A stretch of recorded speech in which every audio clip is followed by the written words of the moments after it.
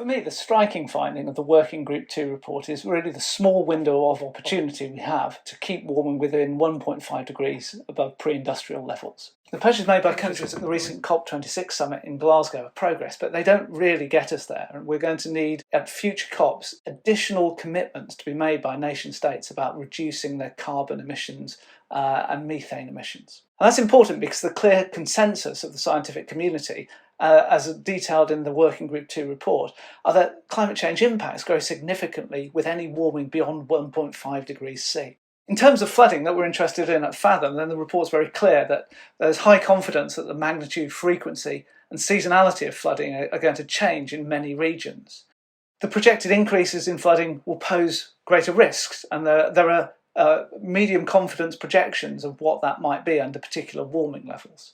But the report also makes clear that the regional differences here are stark, and that's because of the strong influence of socioeconomic conditions on flooding and the significant uncertainty we still have in flood hazard projection. We know quite a lot about the increased frequency of intense rainfall into the future, and we have some confidence about that.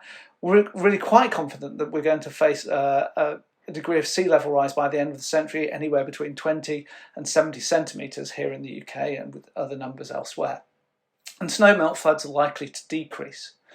But there's still a lot of uncertainty around the impact of climate change on floods, and lots of the statements about flooding in the IPCC Working Group 2 report have only medium confidence. So, Fathom's job over the next reporting period, over the next 6 or 7 years, is to move the needle on those assessments, to undertake the scientific studies that allow us to have higher confidence in our projections of climate change impacts on flooding. That's a significant science challenge, but it's one that it's both necessary and exciting to help meet.